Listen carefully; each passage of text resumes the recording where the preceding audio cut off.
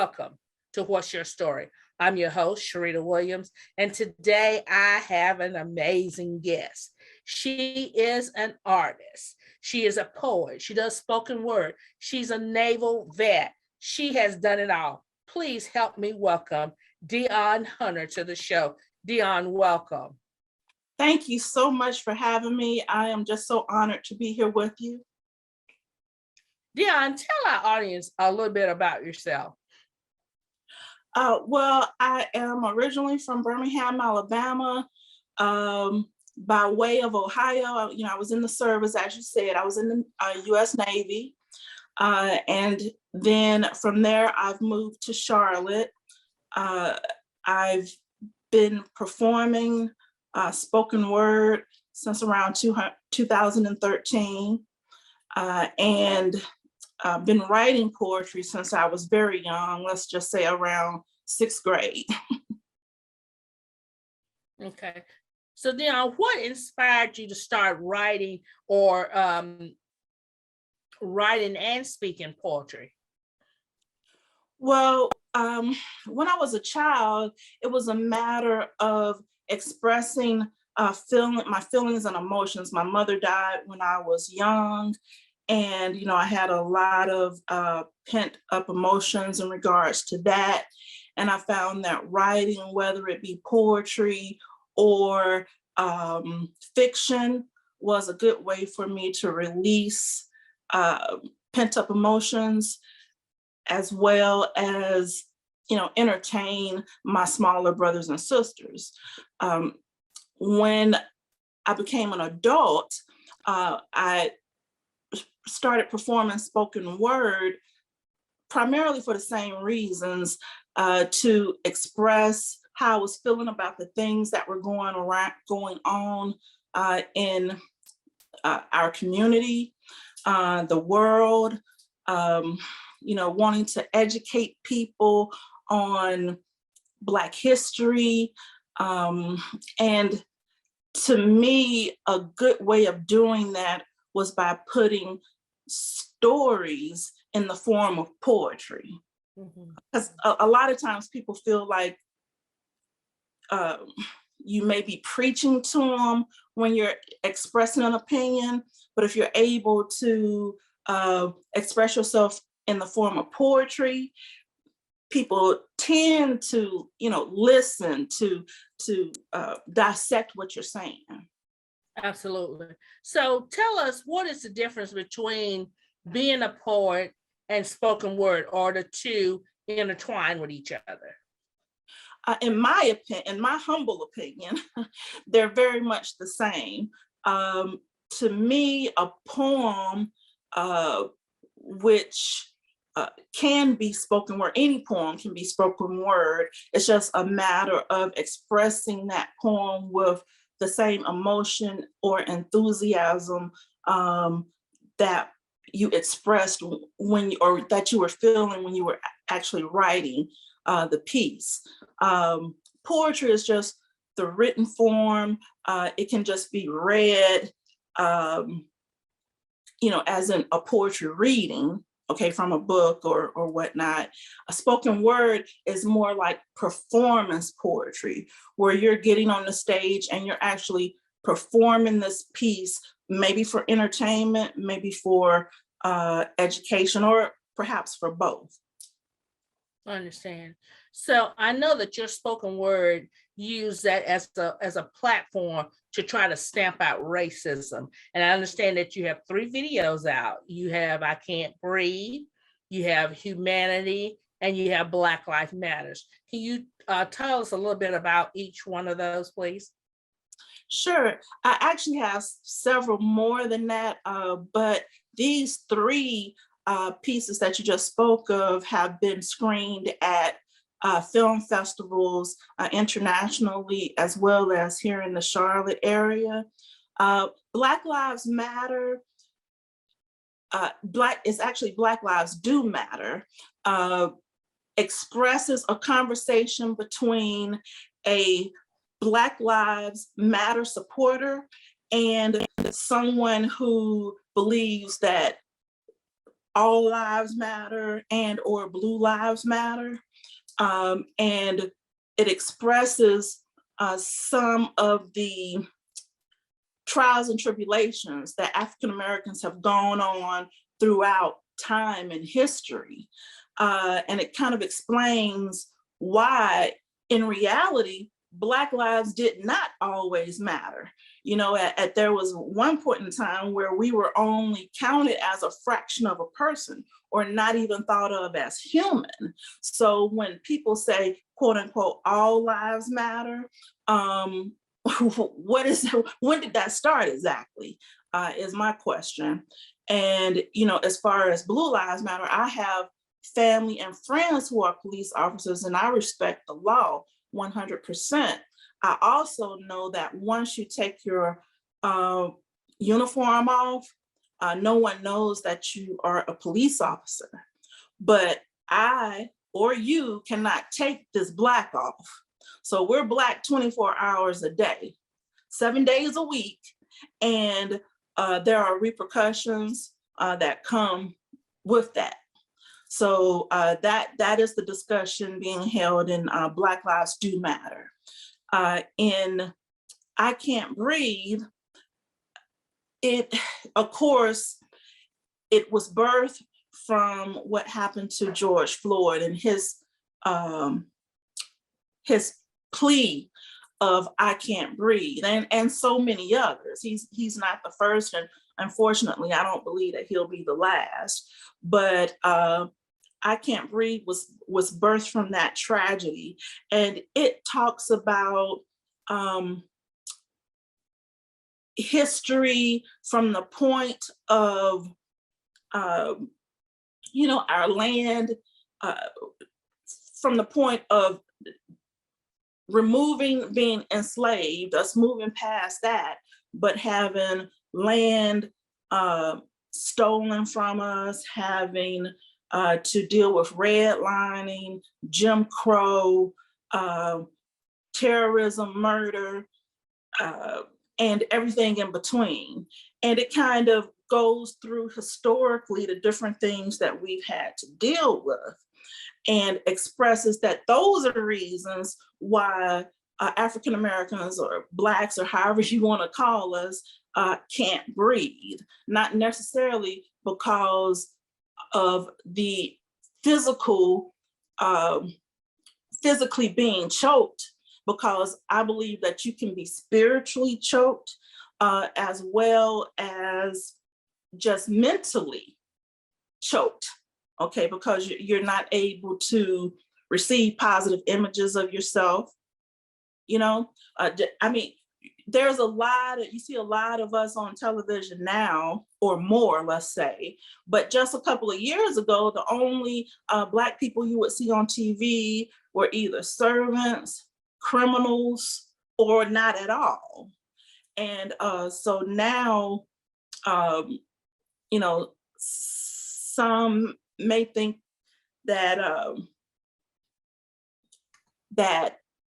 we've come a long way, which there definitely have been improvements, but you can't, there are repercussions to history, and history cannot be erased. So, you know, anytime there is a something happens, there is a reaction. There's let's see if I can, hopefully I'm expressing what you're picking up. And you know what, Dion, you are, but help our audience, and I love what you're saying, but help our audience feel, you know, I can feel your passion and your history, you know, your history of who we are as a people. I love that. I love the way that you express yourself, but help our audience with, you know, being, you know, Black in America, how that inspires your writing, how that inspires your artistic ability,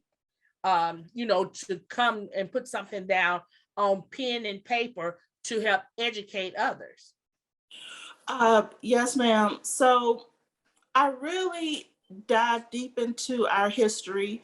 And, you know, the things that we've talked about thus far, many of them have been let's say not the happiest topics, but there's so much for us to be proud of that isn't taught in schools. And I try to inject that into my poetry. I want to instill a sense of pride in our people, whether it's in my poetry or my fiction writing. I believe that we have to see positive images. Our children have to see positive images, and even adults need to see that we can be more than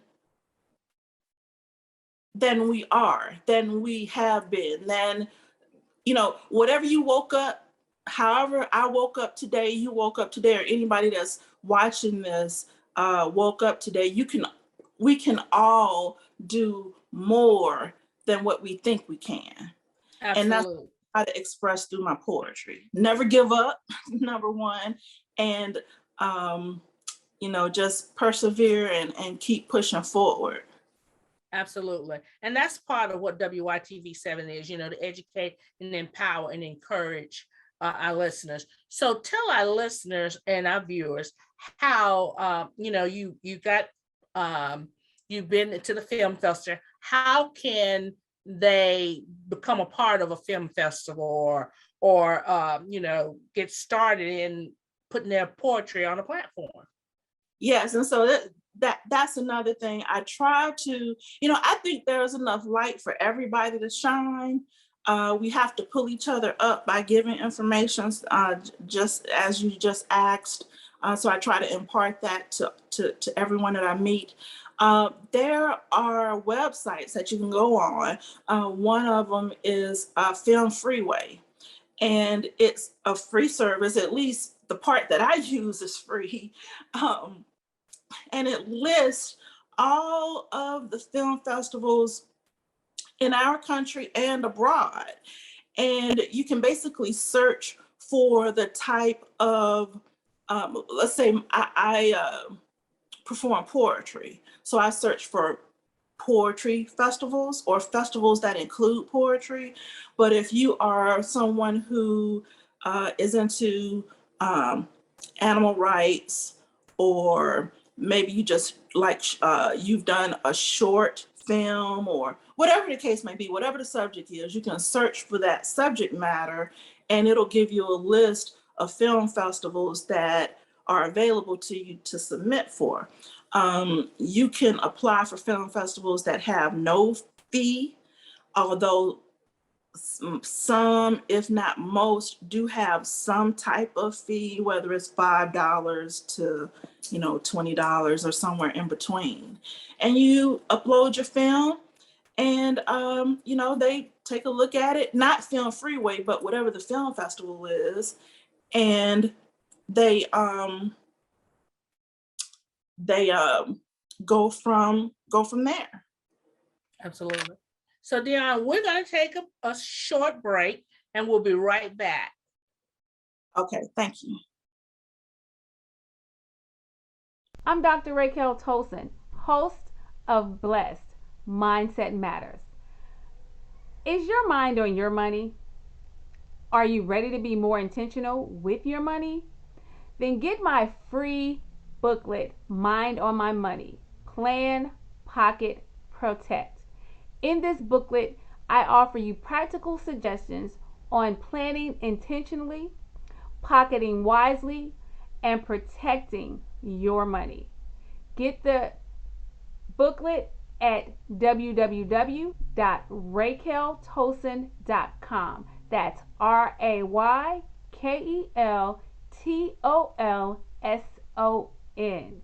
Get your free copy today. We're back. I'm Sharita Williams with What's Your Story? And today my guest is Dionne Hunter. She is a poet. She is a spoken word artist. She is a naval vet, and she is a mother. So, and also she has a book. I Am the Homie Warrior. So Dionne, tell us a little bit about your book. So This is my book here. Hopefully you can see it. It's called I Am a Dahomey Warrior. And it can be found on Amazon, and folks can reach out to me via email, info@dionhunter.org, if they would like to if they want an autographed copy. Okay, so I Am a Dahomey Warrior is about a young girl growing up in the plains of Africa prior to colonization.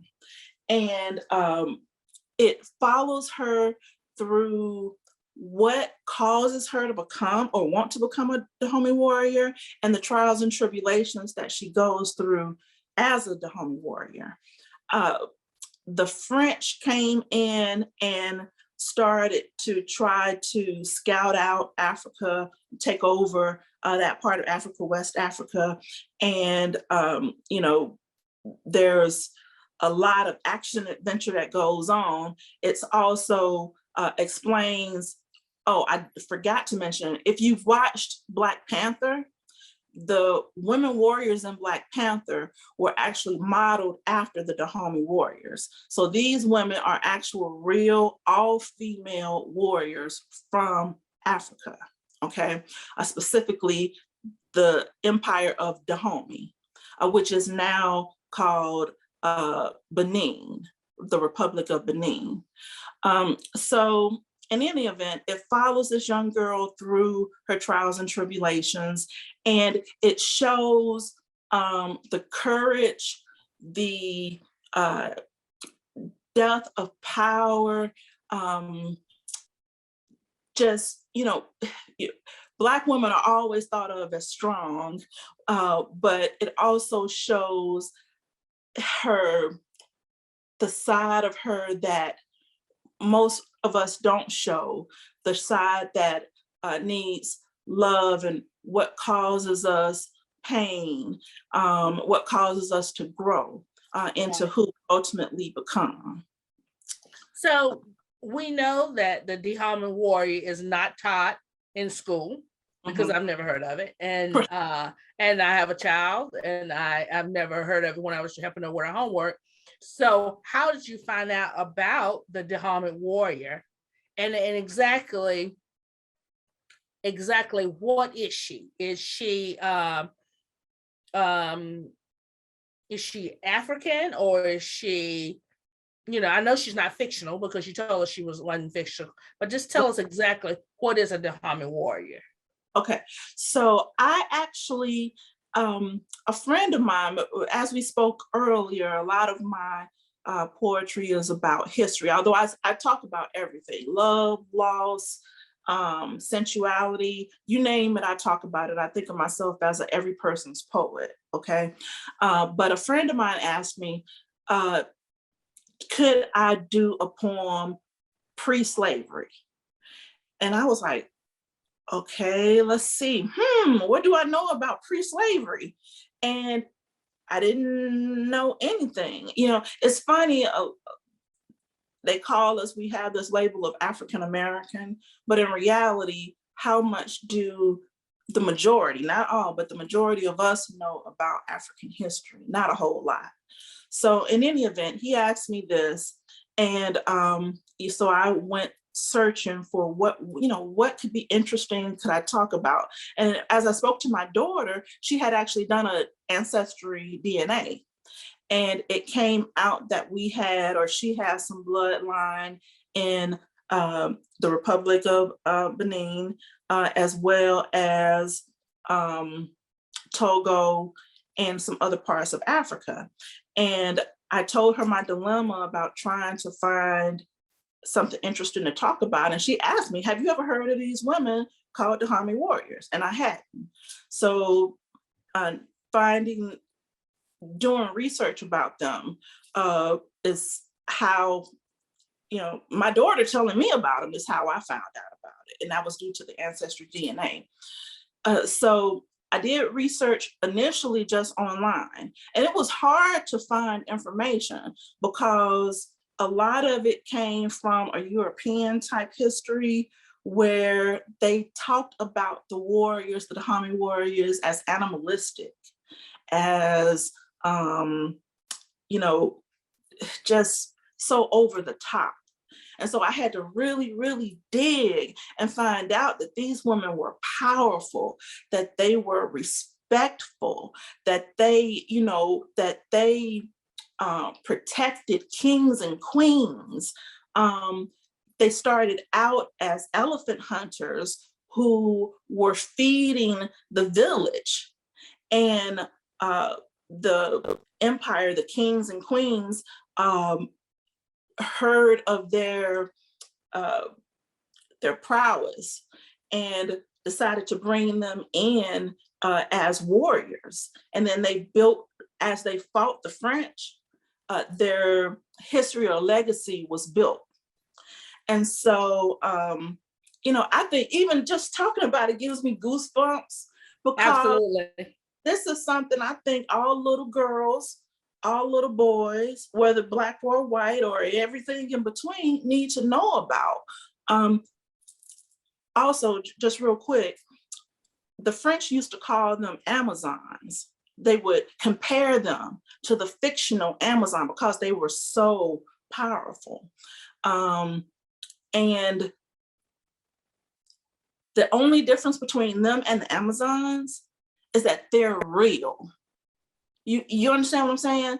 They're real. So when you see these movies about Wonder Woman, which I love Wonder Woman just like everybody else, it should be the Dahomey woman. You understand what I'm saying? So these should be the things that our young girls look at and have a chance to look up to, but it's not there. So I decided to write something, okay, and give them that powerful female role model that they can look up to and be proud of.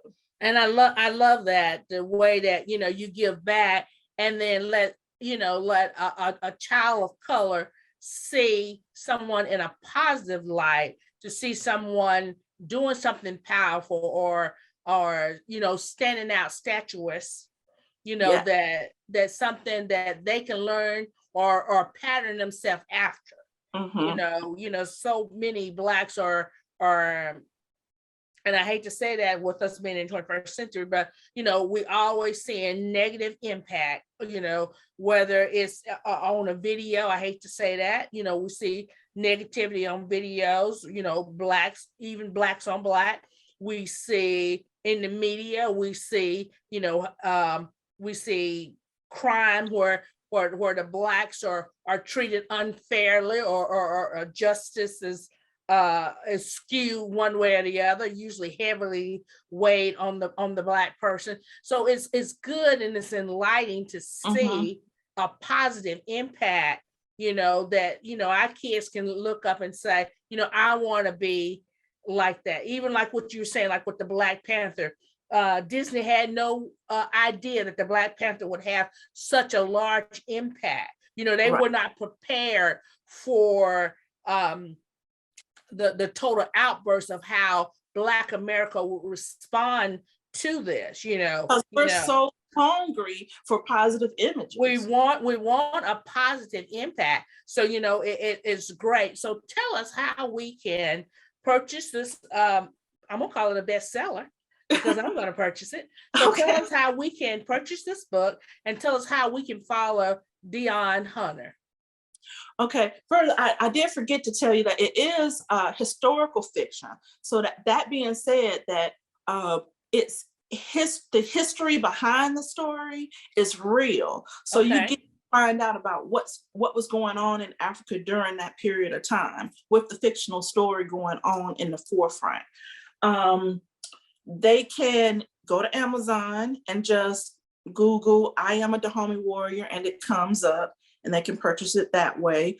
Or they can actually go to my website, which is www.dionne.hunter.org. And they can send me a message, and we can get them an autographed copy. They let me know their name and whatnot, and I can autograph it and send it out to them. And your other question was, I forget your last question there. It was, I was just talking about how it inspired, how it inspired others.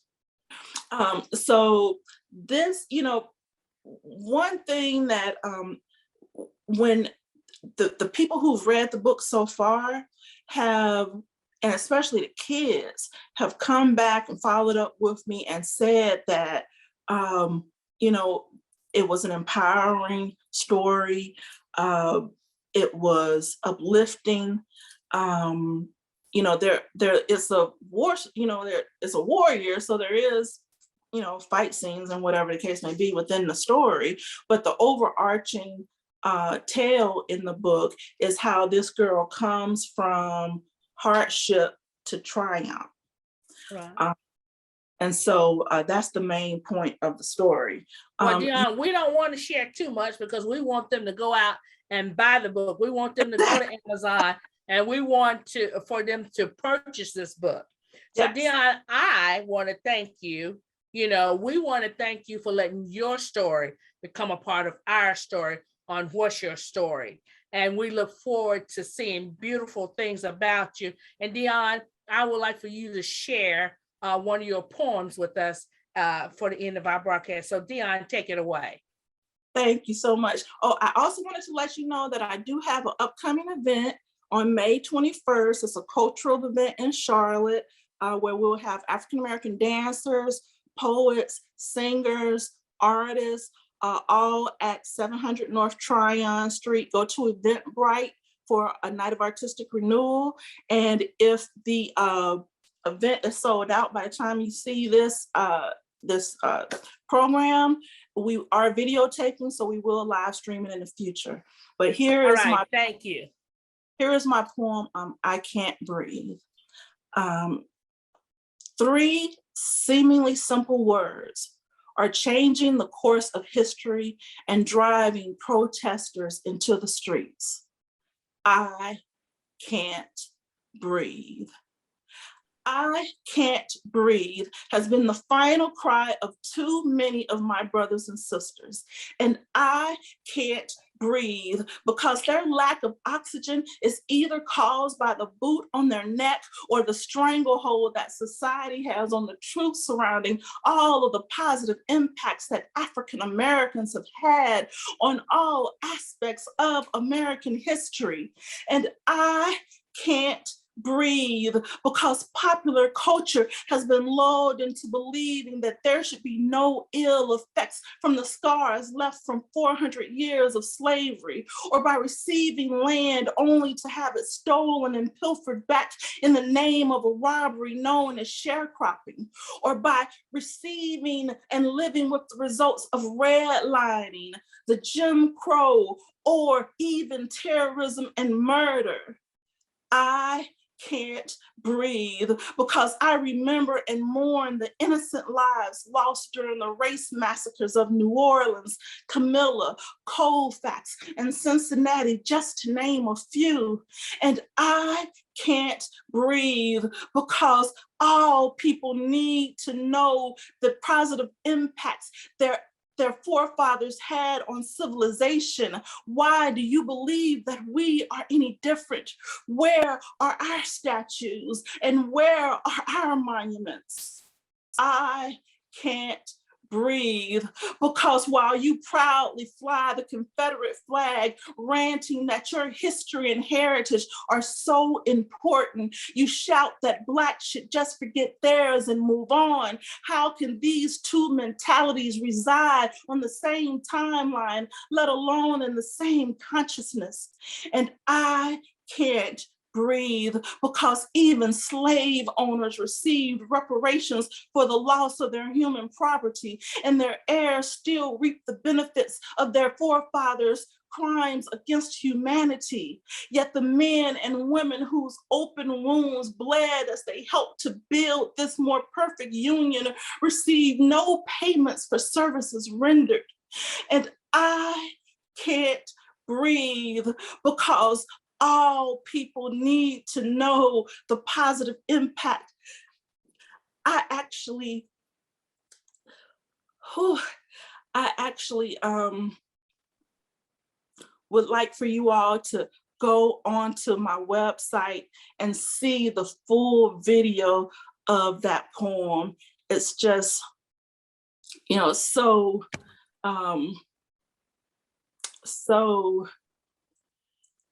uh,